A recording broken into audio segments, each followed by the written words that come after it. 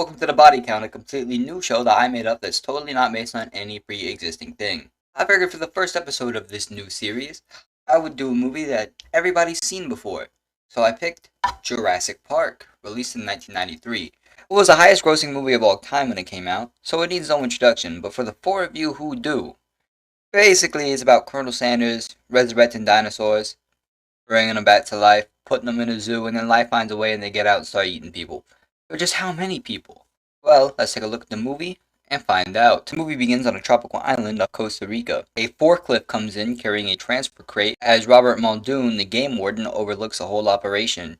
The moving team gets it into place, and when the gatekeeper Joffrey Brown steps up to keep the gate, the raptor slams into the back of the cage, pushing it off of its track. Joffrey falls and the raptor grabs him, as Muldoon holds onto him, telling the others to shoot him! It's all pointless, because none of them ever fucking shoot him! So we get our first kill of the movie as Joffrey slips through his arms. Cut over to Donald Gennaro, a lawyer representing investors at InGen, which is the company that John Hammond owns. Hammond himself isn't at the Amber Mine when Gennaro shows up to meet with him, because his daughter remembered that she's in a Spielberg movie and is getting a divorce. Gennaro already has a scientist lined up to go investigate the park, because the deaths of Joffrey Brown have led to a few concerns about its safety. Of course, his pick, a chaotician named Ian Malcolm, isn't exactly the most liked or respected man out there, and the investors want Alan Grant, a prestigious paleontologist. We cut to Grant out in Montana digging up dino bones. Him and his paleobotanist girlfriend Ellie Sattler are looking at a dead raptor. Grant likes to point out all the similarities between them and birds, because despite everybody constantly criticizing this movie for its inaccuracies, Jurassic Park was actually pretty ahead of its time scientifically. But of course, a little shit in the audience is not entertained by Grant's speech about 4-piece chicken nuggets. That doesn't look very scary. More like a 6-foot turkey. The fuck you talking about, kid? That'd be terrifying.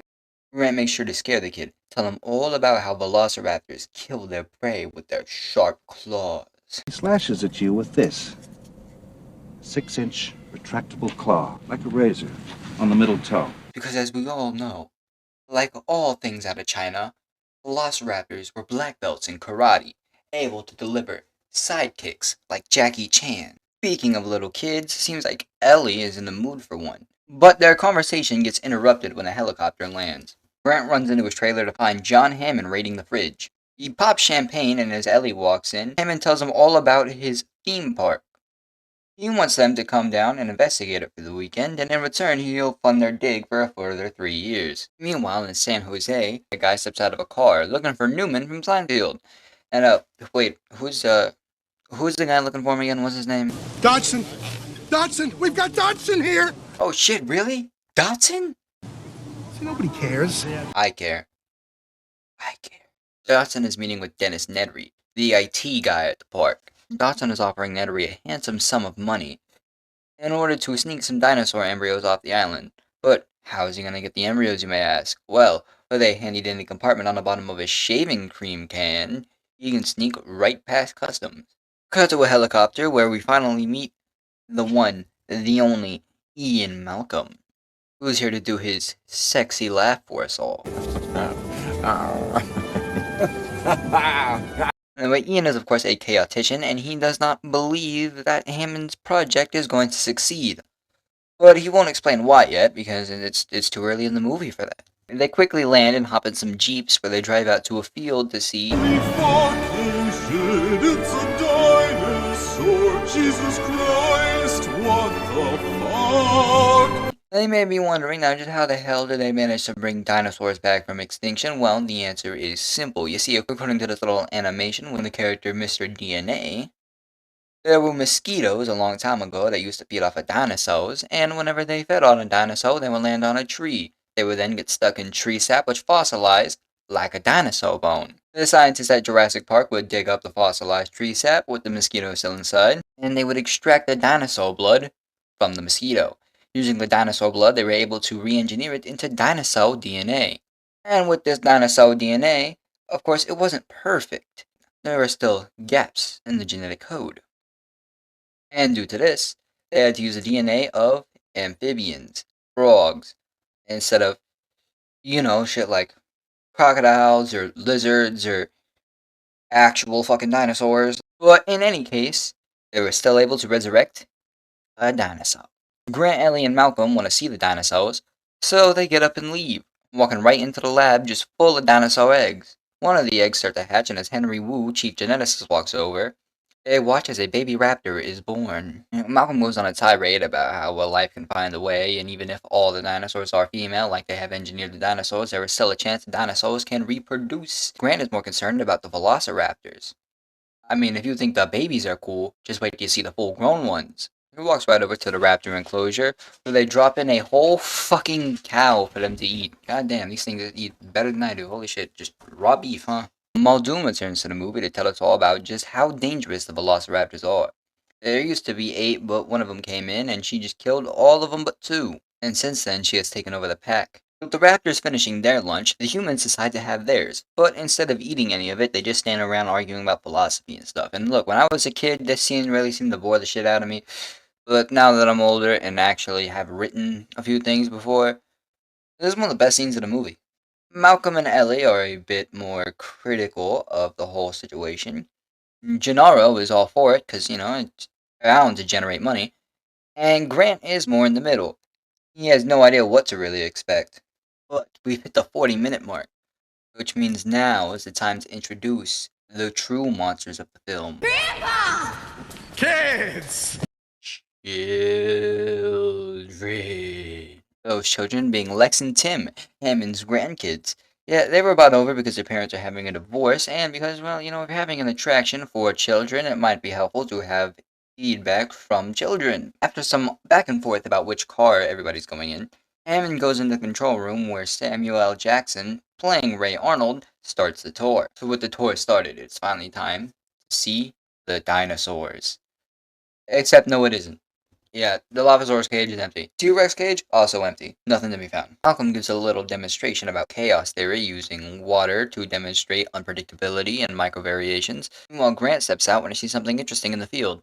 The others follow him to see a sick Triceratops. Yo, so when a dinosaur gets sick, do you call a doctor, a vet, or a paleontologist? You know what? I think she should be fine as long as nobody. What the fuck are you doing? Get off. I wonder how this Triceratops feels right about now. Oh, gotta get breathed. The vet, Jerry Harding, explains that even though there are toxic berries right fucking there, don't worry, the dinosaurs don't eat them. And his claim seems to be backed up when Ellie Sattler decides to just start digging around in dinosaur shit to find that there are no berries to be found. A storm rolls in, so everybody returns to the cars except for Ellie, who wants to continue playing with dinosaur shit. With the storm approach, this is the perfect cover for Nedry to start his plan. He sabotages the power, turning it off, giving him the perfect opportunity to slip inside, steal all of the embryos, and get the fuck up out of there. But with the power going out, that means that the electric cars stop right by the T-Rex pen. Between them and the T-Rex, there's this tasty little goat, right? So I'm sure if there was a T-Rex, not saying there is, but hypothetically, even if there was, the goat would be the first to go. So as long as there's that goat there, there's nothing to worry about. Where's the goat? Gennaro promptly shits his pants and runs away, leaving the kids alone when the T-Rex breaks out. It decides to take a little look-see inside, and when they shine flashlights into its eyeballs like a couple of assholes, the T-Rex starts freaking out. She flips over the car, tearing into it. But don't worry, here's Grant to save the day. Using his paleontology powers, he plays fetch with Roberta. Malcolm has a much more effective technique, using his sexy body to lure her away. Remembering that all the dinosaurs are in fact female, they run right into the porta-pooper, where they find Gennaro sitting on the toilet, open to the Rex. Gennaro gets chomped down on and dies like he lives. Full of shit. Grant manages to get Lex out of the car, but he has trouble with Tim when Roberta returns. But using his paleontology powers, Grant manages to summon a cliff out of thin fucking air. A cliff that Tim ends up falling down, of course. Meanwhile, with Nedry, his car gets stuck, so he steps out to winch it free. But while he's outside, he runs into a little Dilophosaurus, which is, look at it, what a cute little thing. No way this little sweetheart can hurt. Oh my god! The Dilophosaurus spits all over Nedry's chest and his face, usually have to pay for the service, before he climbs into the car, probably going blind from all the neurotoxins in his eyeballs. At least he has a nice designated driver next to him in the form of the Dilophosaurus. Oh shit, no, never mind, yeah, it eats him. He's dead. Meanwhile, Timmy's still stuck in the tree, so Grant has to go get him out. He landed! But that's not what I'm gonna do. Remember that part. Grant climbs the tree to go get Timmy, and after finding him still in the car, he manages to convince the kid to follow him down. But the car soon begins to fall down the tree. But Grant got his PhD from the Prometheus School of Running Away from Things, so they run down the tree and end up right back where they started. We're back in the car again. Ellie and Muldoon show up to look for survivors, and while they find no sign of Grant and the kids, they do find the injured Ian Malcolm laying underneath the destroyed bathroom. They also find Gennaro. I think this was Gennaro. I think this was too. Roberta returns, so they must run away in a high-speed chase. But after their Wrangler gets turned into a convertible, she suddenly loses interest. I guess Roberta's not really into cars. Grant and the kids climb a tree where they get to sleep with brachiosauruses and hang out with them when they wake up. During a morning walk through the jungle, Grant ends up finding something interesting. Now I know what you're thinking. But how do the dinosaurs lay eggs if they're all female? Well, the movie's got that covered too. Amphibian DNA. Some West African frogs have been known to spontaneously change sex from male to female in a single-sex environment. That's right. Tumblersaurus. Back in the control room, the group comes up with various contingency plans, but Hammond's not really a fan of any of them. He decides to come up with the Super Nintendo method, just turn it off and back on again, since he knows that this is in fact an IT problem. Sam Jackson ends up turning it off and back on again, and what do you know? It actually seemed to work. However, it tripped the circuit breakers, meaning that everything is turned off, which makes me wonder how they were just looking at a blinking computer screen a second ago, but silver lining, Mr. Arnold can just go out and turn the power on manually, and it should only take about 3 minutes, while the rescue group decides to go in the emergency bunker that's on the complete opposite end of the park. Meg, Grant, and the kids, they encounter a flock of Gallimimuses, and watch Roberta show up and eat one of them, and it's a filler scene, but I don't know, it's a pretty good filler scene. Back in the bunker, Allie is worried about Arnold being gone for so long. Muldoon arms up with a shotgun and only one shell. Wait, what? Even if these motherfuckers lined up perfectly, one hit after another, you would still need more than one round of buckshot to step out into the jungle and make a terrifying discovery. The shutdown must have turned off all the fences. Damn it, even imagine you better than to mess with the raptor fences. Now's not a good time to be working on your freestyle skills, Bob. Muldoon spots a raptor ahead, so he goes off to hunt it while Ellie runs for the powerhouse. Meanwhile, Grant and the kids have encountered the giant perimeter fence to the center of the island, and since all the power's off, this is the perfect time for them to just climb over. Grant and Lex manage to climb over pretty easily, but Timmy's slow as fuck. He's on there so long that Ellie is able to turn the power back on. But thankfully, Grant's able to resuscitate him using CPR. That'd be like if there was a guy bleeding out in the street from a gunshot wound, and the ER nurse came by and managed to bring him back to life with defibrillators. But with the power back on, things should surely be looking up. Hammond, I think we're back in business. This one's already claimed to kill, because it turned out that Sam Jackson is Sam Jackson, so he's dead now. Shame, he actually had like a whole death scene planned out and everything, and then a hurricane destroyed the set, so now people forget he's in the movie. Ellie manages to limp away for some reason, and locks it behind the powerhouse. Meanwhile, with Muldoon, he lines up the perfect shot for the raptor, but he gets flanked by the easy, breezy, beautiful, clever girl that pounces on him, mauling his face and killing him while the other one just watches from the Jurassic cuck chair. Grant manages to get the kids back to the visitor center, and he decides to leave their asses behind while he goes looking for survivors. Remember this part? He landed! But that's not what I'm gonna do. Apparently Grant's never seen Home Alone, because as we all know, bad shit happens when you leave children by themselves. And you know shit's about to get even more unlucky when they bring out the green jello. Yep, sure enough, a velociraptor shows up, and when the kids hide in the kitchen, it manages to open the door.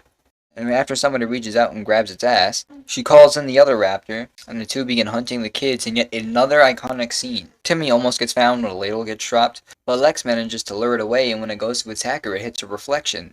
Timmy decides to make a run for it to the freezer for some goddamn reason. When the raptor chases him, Timmy's able to get out of the freezer and lock it inside. Before the big one can recover, thankfully Grant and Ellie show up to get the kids and bring them back to the control room. Unfortunately, they still haven't rebooted all the systems, so the locks are still down, and we get what is possibly the one scene where all the flaws come out. Like, Ellie's sitting on the hinge side of the door, she can't even, she's not even doing anything, And instead of Timmy doing anything, he's just like jumping around doing the pee-pee dance. Eventually, Lex manages to reboot everything so they're able to lock the raptor outside and call up Hammond so we can bring in some rescue choppers. But then a raptor breaks into the window and they have to climb through the ceiling. After Grant grabs both the ladies' asses, they drop down onto the skeletal display and climb onto the T-Rex skeleton. But then the raptor fucking followed them there somehow. What the hell? Everything ends up crumbling, but since there's no kryptonite inside, the kids are fine. But the raptor from the power shed is now joining. They're blocked on both sides. But just when all hope seems lost, the Rex materializes out of thin fucking air and snatches up the raptor. Maybe that's where that cliff came from. The T-Rex does not obey the laws of physics. It's on the same playing field as Shaggy and Bonnie. In any case, the humans are able to escape into a jeep with Hammond, while Roberta finishes off the last raptor.